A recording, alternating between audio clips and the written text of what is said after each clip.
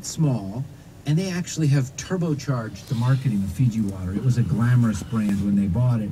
It's now a universal brand. It's a complicated product. It seems absurd in the stores here in America. It is, frankly, absurd. No one in this country needs water from Fiji.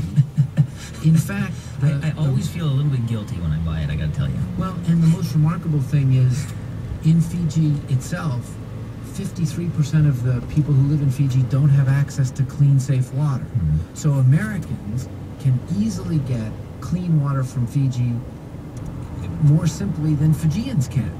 The product actually looks a little less silly when you go all the way back to Fiji and meet the people who produce it.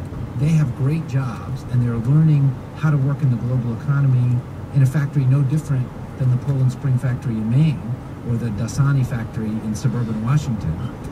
And so the product itself is a little silly, but what's interesting is that it benefits Fijians in a way that's not silly at all. That's Charles Fishman. He's a journalist and author of the forthcoming book, The Big Thirst. Charles Fishman, thank you. My pleasure, thanks.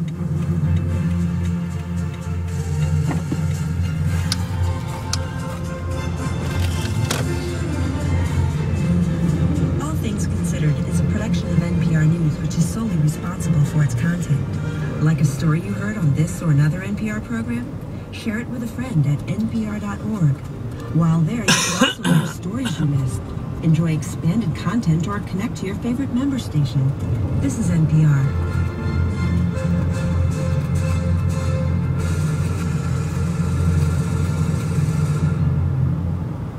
This is News 88.9 KNPR. Support for Nevada Public Radio comes from Lewis and Roca, appellate attorneys with over 25 years' experience representing clients in cases ranging from tax to tort and commercial to constitutional law before both state and federal courts. Information at lrlaw.com.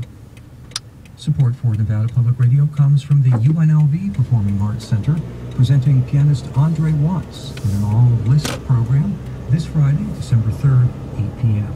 Ticket information at pac.unlv.edu.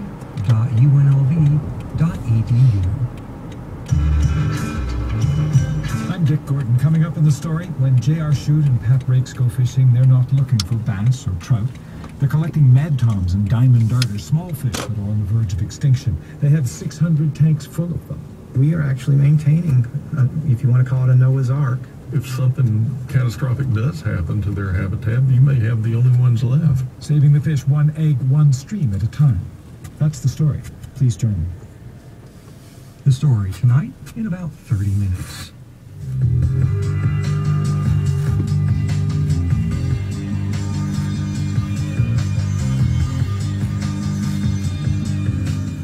Support for Nevada Public Radio comes from Cox Communications, providing residential customers with bundled TV, high-speed internet, and digital phone services.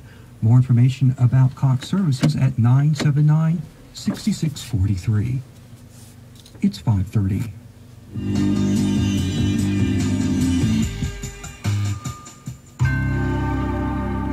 Marketplace is supported by Putnam Investments, where performance is driven by original fundamental research on a global scale. This is Putnam Today, produced in association with the University of Southern California.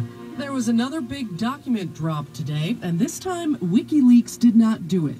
The Federal Reserve released a trove of information about all those emergency loans it made during the financial meltdown 2 years ago. All the details of who got what